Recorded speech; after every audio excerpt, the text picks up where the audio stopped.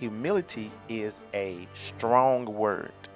I'm willing to submit myself under the trustworthy authority of another. So when the wife humbles herself to be willingly submit herself to the trustworthy authority of her husband, he has to be conscious enough to know that he is taking on a great responsibility with God's daughter and not to make the wrong decision concerning their marriage.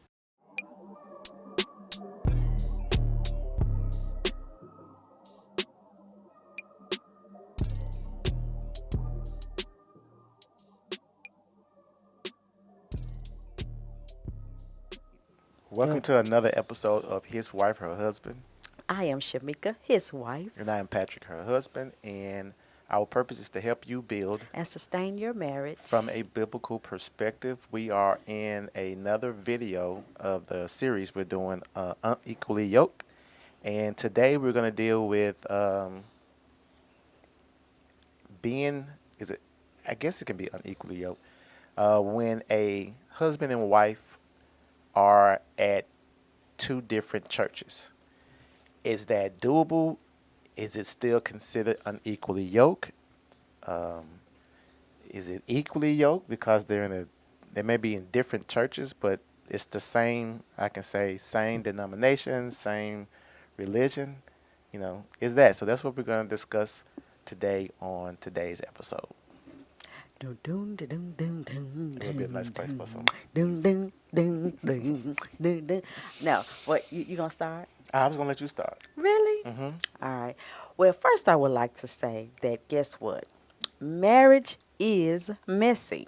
It's messy trying to figure it out. Like the unequally yoked stuff, Mm-hmm. It's like, oh my goodness.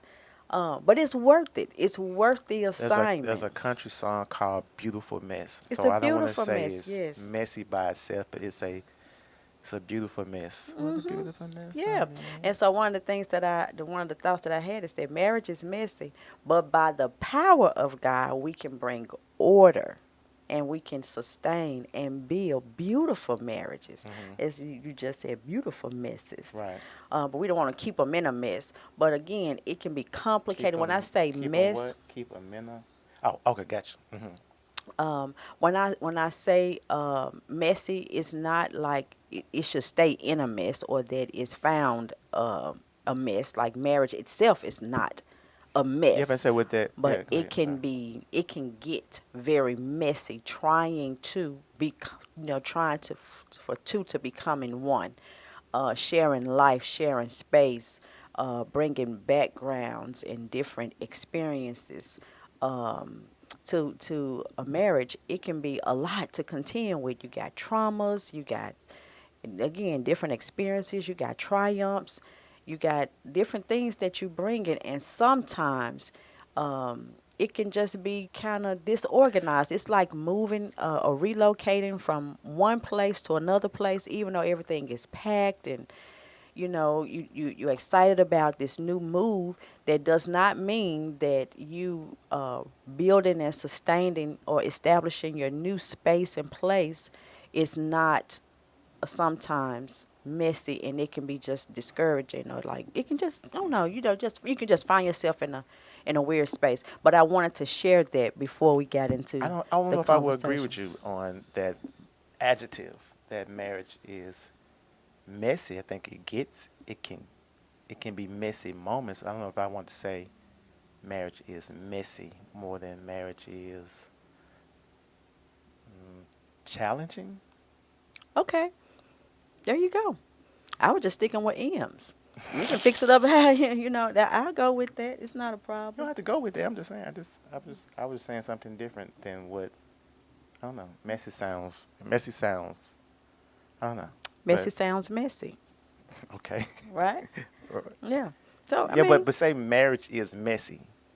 I don't know if that's like a definite statement I would make. I mean, to each his own, I guess. You know what I'm saying? okay, great. So marriage is challenging. Yeah, there you have it. Okay. All right.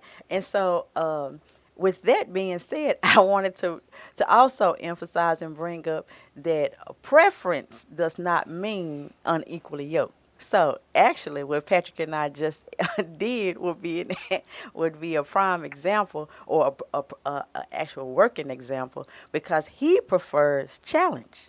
I thought messy because I thought M went with went with it. I'm not saying that marriages stay messy. That wasn't what I was saying. But I am saying that it has a tendency to have to continue to be built and sustained, and it can be challenging, and as Patrick say, or it can be messy. It can get, it can get that way. So anyway, that does not mean that what we're saying is two different things. Actually, the idea, the concept, we do agree on, but the word to use would be a matter of preference. And so I wanted to, I thought I was disagreeing. That's what I was trying to do. okay, if you want to disagree, you can do that too. Right. Okay, there you go. So this is how my wife tried to win debates. She tried to make what we're saying is the same thing. We're just saying it different. I'm trying to say it's different. You know what I'm saying? Okay, great. There you have it. And so I did want to give an example as far as the fact that different preferences does not predicate unequally yoked. Hmm. And one of the examples I gave is that I enjoy eggs. I enjoy eggs with cheese. I enjoy boiled eggs, stuffed eggs. I enjoy eggs on my salad. I Hmm. guess you can hear that I enjoy eggs. Patrick, on the other hand, he is completely like, ugh, when you say something about eggs. Hmm. The texture, whether it's scrambled with cheese or stuffed like an omelet or whatever, he is like, ugh. Hmm. The thought makes his stomach turn. Hmm. That does not mean that we are unequally yoked.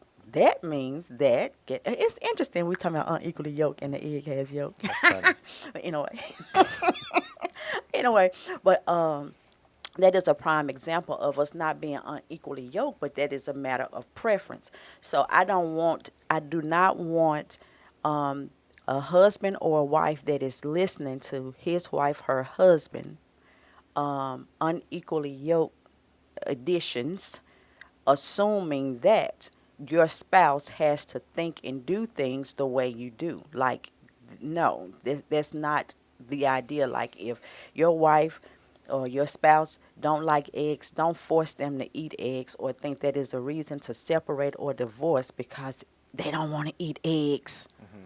Oh my goodness. And by the same token, if, especially in the beginning of marriage, if you forget or, you end up adding eggs to the tuna fish, not realizing that your spouse don't want the tuna fish the eggs in the tuna, apologize, adjust, and make another batch without eggs. It's that simple. My point is that we have to make adjustments when it comes to a matter of preference. Hmm. But when it comes to being equally yoked, you have to realize that marriage is about harmony. It is about, what did I write down? It's about being unified, and it's also about the two becoming one, learning to work together, walk together, live together, to journey through life together, because this is the idea. We know that we both need to eat. Hmm. That we agree on. Now, if one say, I don't need to eat, I can starve myself and still live. It's like, no, that is the wrong idea and a concept. You know what I mean? Hmm. But then again, when it comes to the agreement of we know we both need to eat, now do we have to both eat eggs in order to live and exist? No. So, So I think the word I want to use along with that is dealing with the example you gave. It's like compromise. So we both have to learn to grow. We're becoming one, and in that becoming one, it's the art of learning to compromise. And so my philosophy, and I think I've said it before. My philosophy of compromise is we both win and we both lose. It's not this time I win, next time you lose. I mean, this time I win, this time you lose. Next time you win, and next time I lose. I think in any situation, we both are compromising. If I want to come with A and B, you want to come with C and D, then we say, okay, let's do A and C, and then therefore we both we both sacrifice something and we both gain something at the same time, and then that becoming one, um, that great compromise happens as you begin to learn each other's bents and preferences and things of that nature. So, it could be so for you with the tuna, it's not well. I got some people may say here's the well, it may not be I got eggs in it now. So the next time we go picnic, I make one for you. It should Go what? make one for you. Now what you say? Next time we go picnicking. Oh, okay. I'm like, whoa. What did we say? Picnicking is a verb. Oh, So next time we go, I'm like, wait a minute. so the next time we go picnicking, we switch. So the thing would be is like, no, let's both make two batches. Somebody might say, I don't want to do all that. Then that shows, I think that shows the Selfishness. or the lack of effort to make the marriage work. This is because I don't feel like doing all of that. I don't care where we are in marriage. You should always find yourself in marriage. You should always find yourself in a place of going the extra mile. Amen. I think so. You know what I'm Amen. saying? If you want to make it work, I do. And, I believe so. and there lies, there it is, there lies the wisdom of marriage. Again, compromise. It requires wisdom. It requires insight. And I love how you said it. It's a service. Well, I don't think you said it, but in my mind I was thinking it's serving one another. It is being considerate of one another. And so again, we are trying our best to help let each other know that we matter in this matter of marriage, and that again, we're not trying to change, even though we will change through different things. Correct. But it's like we make space for that grace for change and adjusting, And so another thing that I did write down is that it is us living, learning, and becoming one, becoming holy in God, in the presence of God, with each other and before others. This gives others hope that, wait, we can work together, that there is a such thing as being civilized and working through real life, everyday conflict. And it does not require going to battle or to war every time.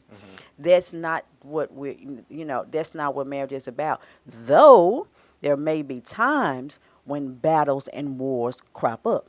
Correct. And so then, now this episode is not about that, but I want you to be aware that we are aware that is a matter of that. I mean, that's true. It happens in marriage, but for the most part, you shouldn't be so prideful that you won't take down to say, guess what? I love Patrick enough that I don't have to eat egg. I don't have to force him to eat the eggs and say, well, I cook breakfast and it's a plate full of eggs with cheese. When I know he don't like that, we're not going to be petty.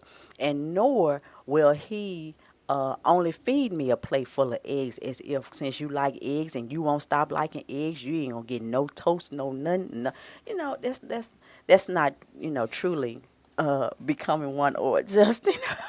That's so funny. Look, say, since you don't like eggs, I cooked eggs for breakfast. I guess you ain't gonna eat. You got a plate full of nothing. Right. Mercy.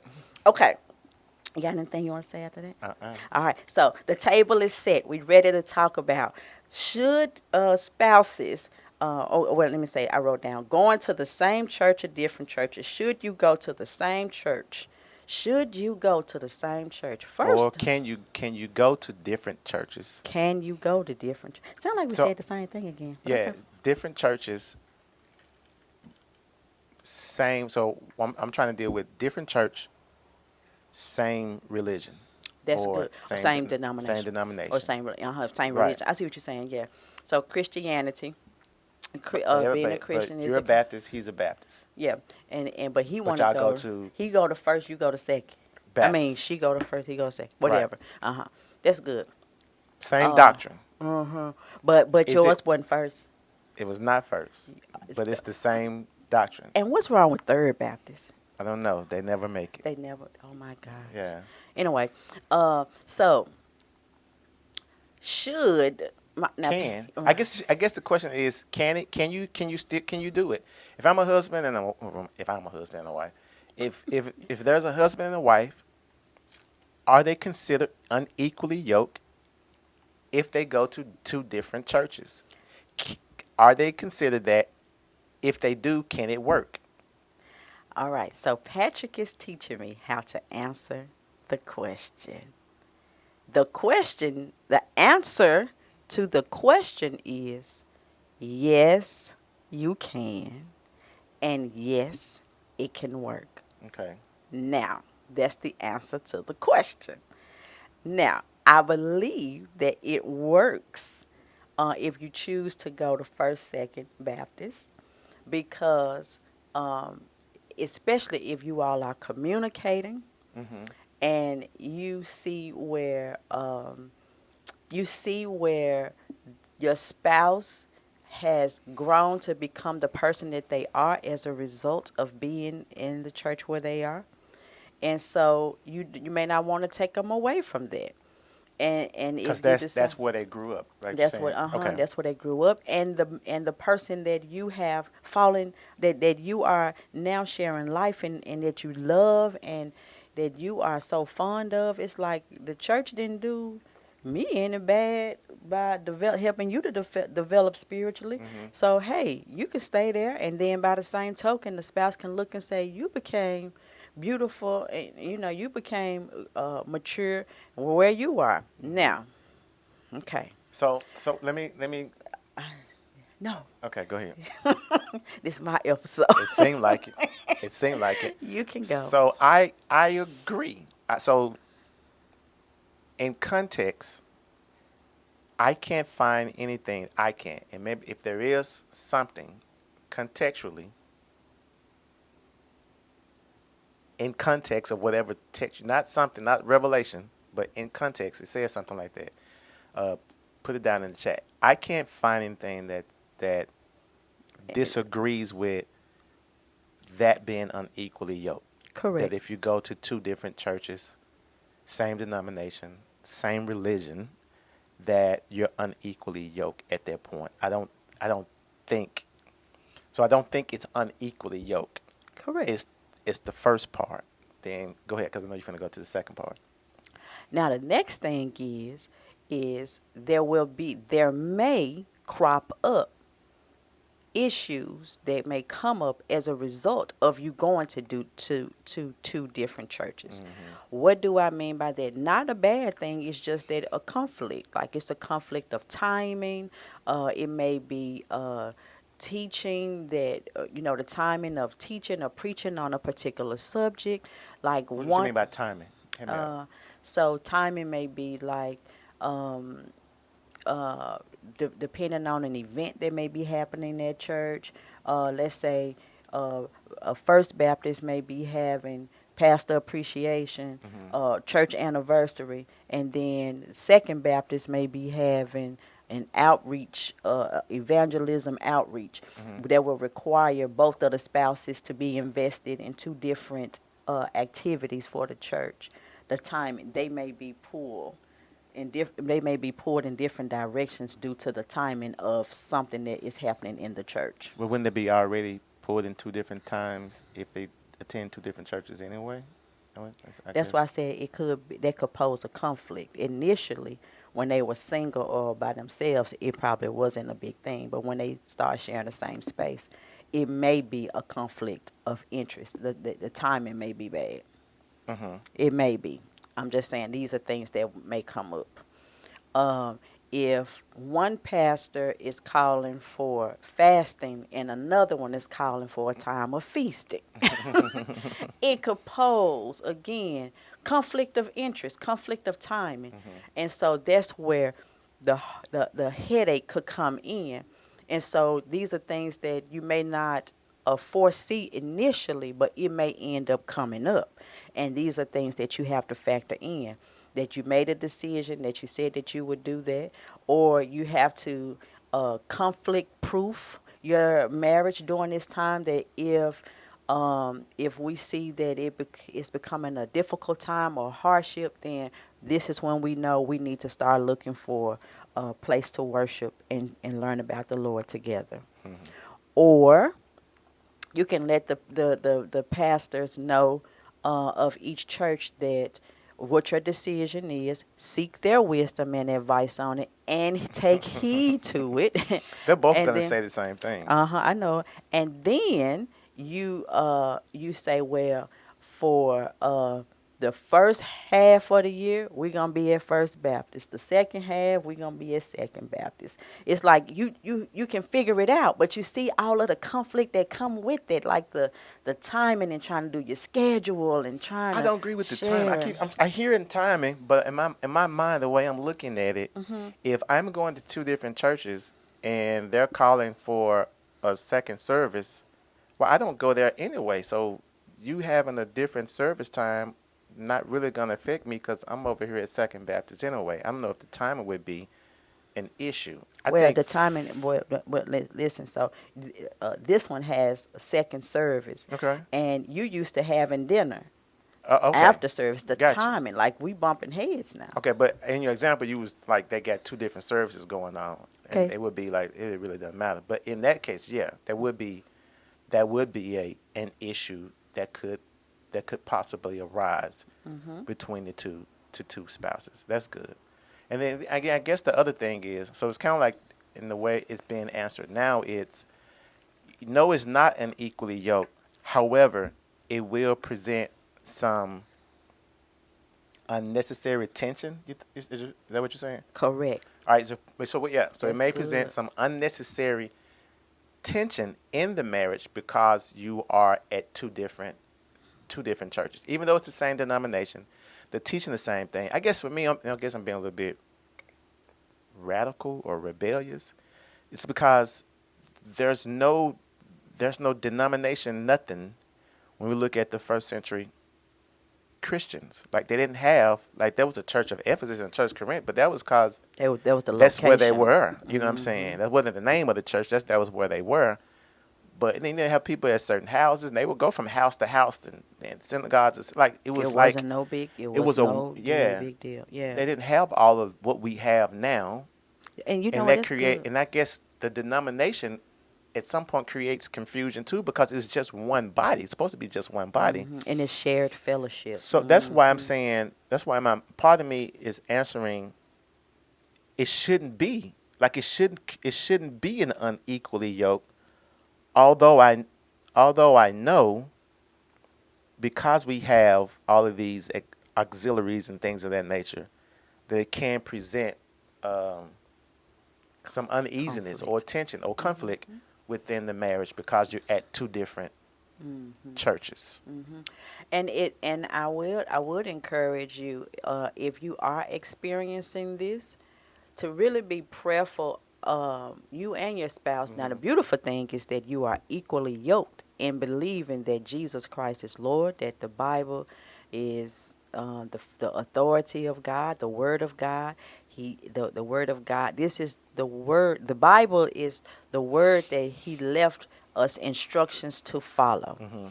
And yeah, so these are things that you agree on. You don't want to be unequally yoked pertaining to that. And so, with that being said, I would encourage you to be prayerful about seeking a place where you and your spouse can worship together. Like, it's nothing wrong with still going back to visit. Because sometimes, again, you can be pulled in two different directions, and it can pose potential conflict, and at all cost you want to do whatever you can to eliminate or minimize moments of conflict as much as possible. Hmm. You don't want your marriage or your home to be a breeding ground for continual conflict. There are few marriages I know of that they make it work, or they're making it work. That's what it seems to me. Um, that they, I think the thing is that they attend. I forgot, but let me throw something out there now. I don't remember how they do it, but to go with what you were saying is that the first and third Sunday we'll go to your church. Yeah. Second and Yeah. fourth Sunday we'll go to my Yeah. church. Yeah. On the fifth Yeah. Sunday we'll watch church from home. You know what I'm saying, or Yeah. whatever. I don't Yeah. know, Yeah. but if you have people who are like, I just love my church. I really love like we do. I love the fib. I'm a boom, and he's like, I love my church. Like, okay, but then I guess then you would have to come to a conclusion. You have to come up with something. Again, we're talking about going the extra mile. Have to come up with some compromise that say if this creates conflict in our marriage, then this is what we're gonna do, Yeah. and everybody sticks to it. Yeah. But I think what Shamika is saying, and I agree wholeheartedly, is to eliminate all of that. Really pray about it. And the other option may be, I'm not going to your home church. You're not going to my home church. We're gonna pray together, and we're gonna find another church to That's it. attend. That's it. That's it. That. And then on those fifth Sundays, this is me thinking something now. Mm-hmm. On those fifth Sundays, then we'll visit each other's home church. It's like 4 fifth Sundays a month. I mean a year, and then therefore we can still get to your place, you can get to my place, but to make sure that we eliminate as many issues as possible. Hey, babe, how about we find a church that neither one of us, and you go looking for an actual place, and you can still stay within the same denomination. Uh-huh. You know what I'm Uh-huh. saying? That's so good. And then this is where now all of this that we are sharing, it is best that this is all ironed out beforehand, before marriage. But in some cases, it ends up coming up in marriage because guess what? Some things it just fall through the gap with all of everything going on. It just happens.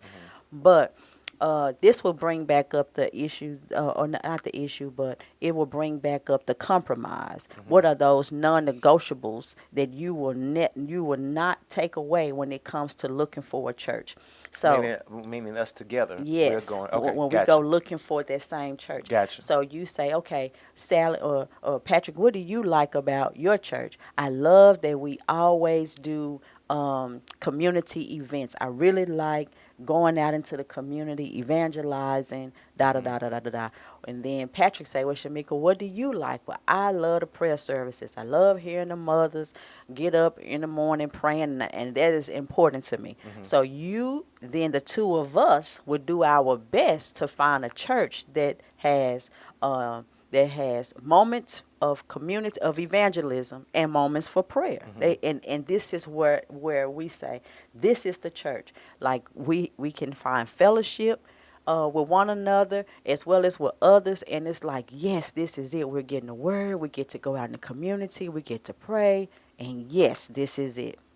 So what about times when, or what would you say when they don't want to find it, like we don't feel like church hopping to look for another church. We have to make a decision on which one of our churches we're gonna go to Now listen, okay, we have to make a decision between on which one of our one of the churches. churches. Right. Now this is where the rubber meets the road, and I know that I'm about to say something that is gonna rock the boat. I am not a professing boat rocker, but I am known to rock boats. So let's say Patrick say, Shamika, we are. What did you say again? So we're not gonna. I don't feel like church hopping, looking for another church. We're not going through that. We're gonna have to figure out which one of our churches to go to. Out of these two. Out of the two churches that we attend now, your home church and my home church, we need to figure out which one of these churches we're gonna attend as a couple regularly. Well, here you go. As his wife, guess what? I come under his leadership and I go. Even though I may want to continue again with my own church, if he is understanding to me, he's not taking me completely from my community. But the majority of my time, my husband is saying, I need you to come with me as my body, as my wife. I need you to come with me. Now, if he's understanding and caring and loving, guess what? He will say, well, baby, we'll go over to your church sometimes or this Sunday or whatever. He will be understanding. And again, this is the idea. I am assuming, I'm not gonna go there. But the truth of the matter is if the head of the household, who is the husband, I didn't make it up. Check the scripture. Remember, we're bringing you it from a biblical perspective. So the head instructs the body gives cues or whatever to the head. It's a divine communication that's taking place. Like my hand didn't know to move if my mind didn't tell it to. My point is that you figure it out and you do what needs to be done. So I think a couple of things. Hmm. Did I So say that well? you did a good job. Okay, great. So two things. The scripture does say, wives, submit to your own husband.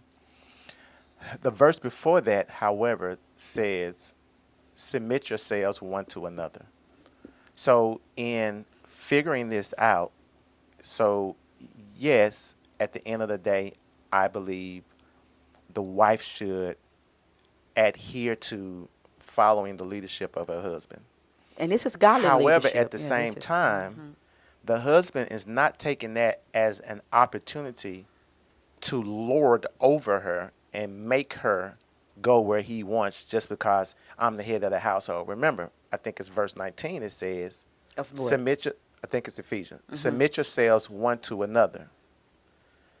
And that submission, that means we are having a conversation. So as the head of the house, and if my wife is saying, well, baby, at the end of the day, the final decision goes with you. The husband needs to know that if he's making the wrong decision and he's not dealing with his wife with understanding, God's not hearing his prayer.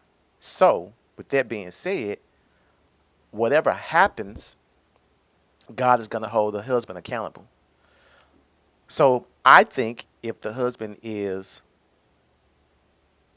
a submissive husband unto Christ, he will have those submitting or compromising, those compromising, no, not compromising. Yeah. He will have those negotiating conversations with his wife so that at the end of the day, he can go into prayer and make the decision based on what he believed God is leading them. But even that, before the conversation starts, they start with prayer. Because God may say, what something. Go You feel what I'm to saying? find another Find a church. different church. Uh huh. Right. So we go into prayer or we go into conversation and we're saying what I like about this church. Well, baby, I like this about my church. Well, I don't like this about your church. Okay, boom, boom, boom, boom. And you really go the extra mile. Again, we're still talking about going the extra mile. That's what you do in marriage. I mean, if God had tell you to do it, I think he was talking about in the Sermon on the Mount, when a Roman soldier tells you to carry his bag up 1 mile, you carry it 2 miles. So if you do it for an enemy, I'm pretty sure we should do it for our spouses. So I go the extra mile to figure out what's the best thing for our marriage. Remember now, we was telling you earlier, all marriages have something inside of it that's the same, but all marriages, like fingerprints and like snowflakes and like fingerprints, have their own imprint. They have their own design. And so as a husband and wife, you got to sit down and figure out what's best for your marriage and be willing to have a really tough conversation. Figure out what's going on. What is your wife like? What is your wife not like? Figure out what is your husband like? What is your husband not like? And then allow. So what is that? Submitting or humility? Humility is a strong word. I'm willing to submit myself under the trustworthy authority of another. And I'm humble myself. So when the wife humbles herself to be willingly submit herself to the trustworthy authority of her husband, he has to be um, conscious, not the word I'm looking for, But he has to be conscious enough to know that he is taking on a great responsibility with God's daughter and not to make the wrong decision concerning their marriage. And I think if both parties are going in that way, I think the wise decision will be made. You know what I'm saying? Yeah, that is good. You preach that. That was Okay. good. That was good. That was good because a lot of times, which is why I was kind of delicate, or I was kind of hesitant to say Mm-hmm. it because a lot of times I tell Patrick all the time, I assume that all husbands are like him, and that's not true. It's some men that are lording over their wives, Mm. and it's making it difficult for a wife to truly submit to a trustworthy leadership. She don't believe that her husband is really going before the Lord on her behalf, on their behalf, on his behalf, for that matter.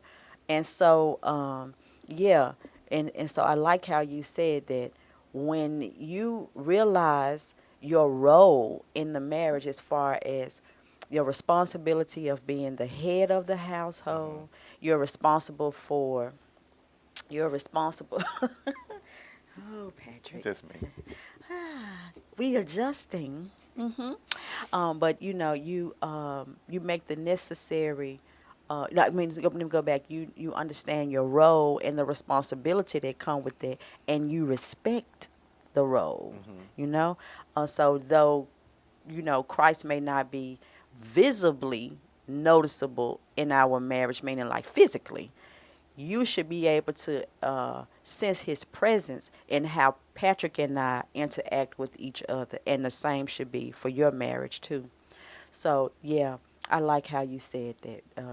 Yeah, it helps to submit when the leadership is trustworthy leadership, Mm-hmm. and it helps. Uh, the I'm sure it helps to make decision because that's really what the head of the household is. It's like all the responsibility fall on you, buddy. That's basically what that means. And and so it helps your husband to make sound and wise choices when you're trusting his leadership. Yeah. And again, I can't trust if you hadn't been there, but if you Right. come through, it's like it's easy to trust you. I just believe, and just one of my things is that I believe that it's easier for a wife to submit when her husband is loving her like Christ loved the church. I know in terms of the verse submit came first, but in terms of action, Christ loved us first. Hmm. And he showed his love for us by doing all that he needed to do, by laying his life down laying his life down for us, to give us that trustworthy, to let us know that his authority is trustworthy, And that he's and that faithful. and that we could come under him and allow him to take lead in our lives. You know what I'm Amen. saying? Amen. But it becomes hard. It becomes hard to, and I think this is off subject but on subject. It becomes hard for children, wives, uh, to have this willingness to submit to God when the person who is supposed to be the authoritative figure that they can see is not doing right. It's hard. It's hard for me to take God. I'm off subject. To take God as a father when my father was this low down, crappy guy, Or absent. and you are absent. So you want me to say, wait a minute, this person I can't see, you want me to take him as a father, but the father I do see is treating me this way or not there to treat me at all. Or you want me to be, in this submissive role, so to speak, but the person that's over me or is leading me is leading me astray. And so it becomes difficult. Not saying it can't be done, but it becomes difficult for the spouse and for the children to have that type of humility when the person who was supposed to be leading is not humble enough themselves. You know what I'm saying? Humble enough to know that God is truly in control. Humble enough to know, okay, this is a situation where my wife needs to be leading. You know what I'm saying? Like, and we always talk about finances. I can't do the finance. I'm horrible at finances. So because I'm horrible at finances, I I'm gonna delegate. let I'm gonna Hmm. hey baby, you know how I am. I can't do finances. So baby, you in charge of the finance. That means she's now has a leadership role in the house concerning finances. So you talk to her, like, no, baby, we can't do it today. Okay, cool. It doesn't mean you're less of a man. This means you're wise to know this person is better at this than I am. It's probably best that we submit ourselves one to another so that we can progress in our marriage. And if hold on, let me real quick. And if that, even if that's the church part, if it's okay, baby, you have a greater discernment. If let's say if they decide like whatever, you have a conversation. You have a conversation. You have a conversation. Yeah. You know, as you were talking, something came to my mind too. Remember that you vowed to your spouse. Mm-hmm. You do not vow to a church. That's good. That's good. With that being said, you're not married to the church. I know that it is That's not your bride. I know that's Mm-hmm. Christ's bride. Don't try to make it be something that is not. You called to fellowship. Not your. I said that's not your. That's good. We're called to fellowship with one another. But notice he never said be covenanted to one another, be vowed to one another. Though we do have a sense of responsibility to one another. So I'm saying that to say that you know you're not married to your childhood church, neither one. And so with that being said, you know it may come a time where you have to let go, forsaking all others. This is the vow you made. And I would think that if you have to leave a father and a mother, I'm pretty Everybody sure. else. Come on, fall in line. Yeah. You can't get no more serious than that first relationship that you ever had Yeah. with a mother and a father. You know, especially, and again, it's in a healthy way, but whether it's healthy or unhealthy, guess what? Thank God for the gift of letting go and moving on and building and sustaining something brand new and beautiful in the sight of God. Again, this is holy. Holy is sacred. It's between the husband and wife and their God. I think a lot of churches have made, if you leave the church, You leave they God. they I'm sorry. yeah. If you leave the church, they take it, or pastors take it personal. You know what I'm saying? Take it personally that if you leave, you know, his wife or her husband, you know, Church of the Holiness within one Pentecostal, if you leave that particular church, then you're evil, or you're mean, or You walking away from the faith, yeah, like or that you you're didn't left going over God. like you're going over there. I think it creates such a almost like a it's a cult. Cultish It's a cultish vibe. process to membership. You know what I'm Yeah. saying? Yeah. And I think that becomes one of the reasons why some people some people are at churches that they know they should leave, but they won't leave for fear of being ostracized or being talked about in these streets. You know what I'm saying? And In these church I'm streets. glad you mentioned that because again I want to bring the point up again. Marriage or membership to a church is not marriage to a church. Don't get it twisted. No, that's not the same thing. And your spouse is not a member. Your spouse is who you have vowed to. What you mean, the spouse is not a member? You know, like it's not a membership. Your Okay. marriage is not membership. It's Okay. not a Okay. you know, Yeah. country club I'm not in a type. membership with you. Yeah, I'm not. Gotcha. You're not Gotcha. in a membership with me. You in a marriage with me. Right. And Right. so, Right. you know, yeah. So members again, we may disagree on some things. We may be, you know, sever ties and agree to disagree or whatever the case may be. But I'm vowed to Patrick for life. Is what I vowed to. And I vowed this before God, to him, before others. There were witnesses that were there. Now, Patrick and I didn't have a large wedding, but there were witnesses that were there that can vouch, say, yep, they did get married. And they did say yes. I heard him say that he would, and she did too. And so they hold us accountable. Yeah. Yeah. I did want to say something else too. Okay, So now, some of the benefits to attending the same church is that's that you good. are getting the same teaching, the Yep. same preaching.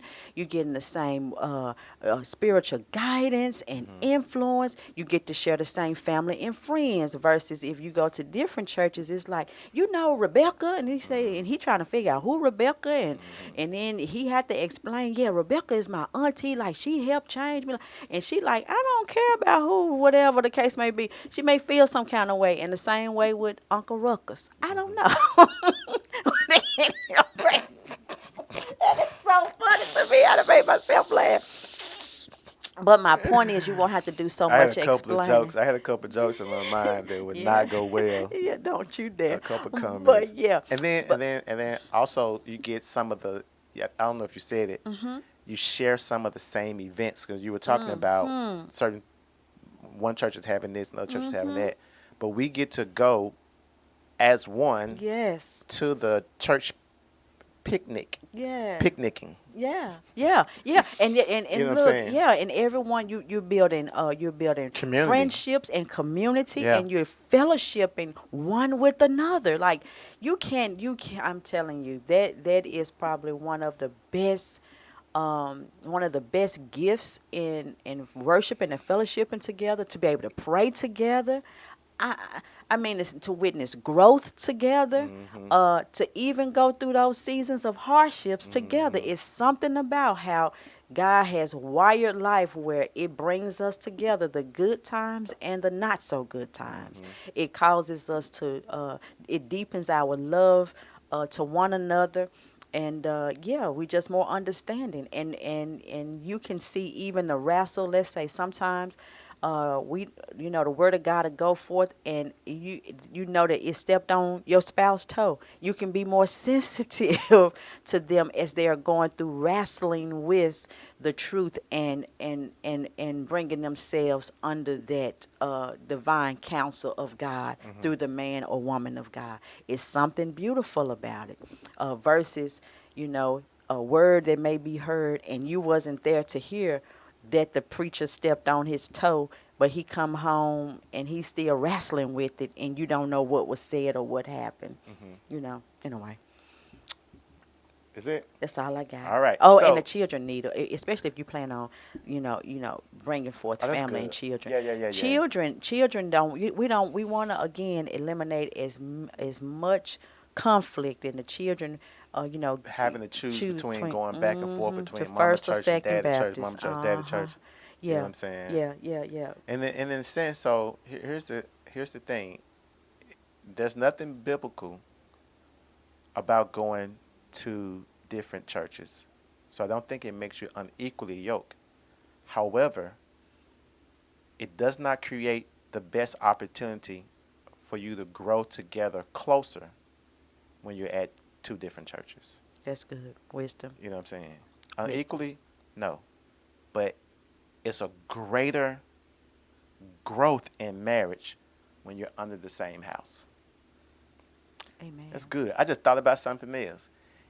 It's almost if you're co-parenting in two different houses. See, and it's not to say that either parent is bad. No.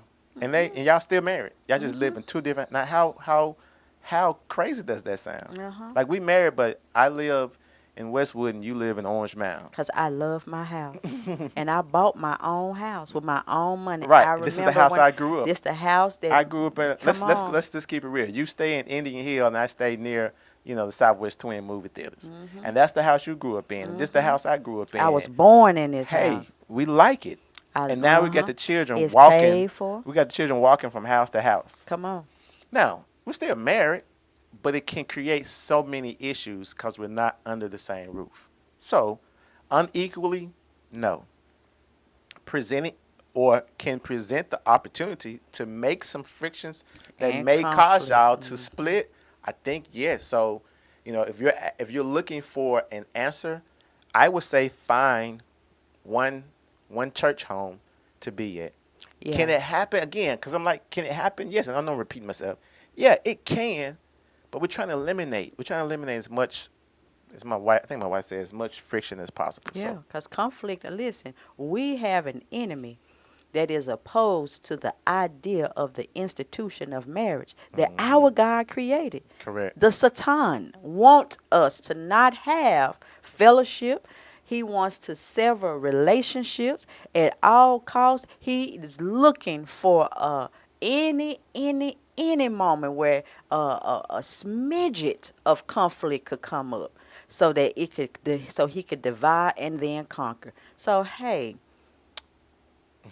find a church home. Right. Find your church. Get your, or what Pastor Salton used to say. Find your church home. Get closer to God. Find your church.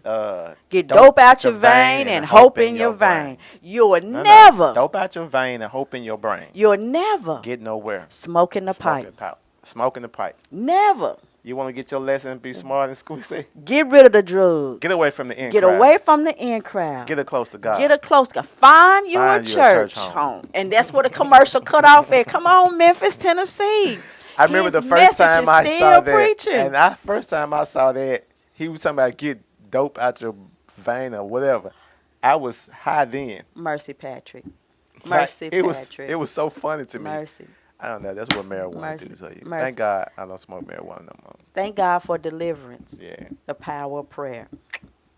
Man, real talk. Amen. Real talk. Real talk. Y'all be blessed, be encouraged. Don't be discouraged if this episode found you in a moment of conflict. Yeah. You can overcome. All right? And You if it's that bad, seek counseling. yeah. Like get some real good counseling. Some Yeah. real good counseling. Yeah. Yep. All right, that's our little two ones and twos. All right. We thank y'all. We love y'all. Oh, yeah, that's it. We love y'all. Take care. God bless. Bye-bye.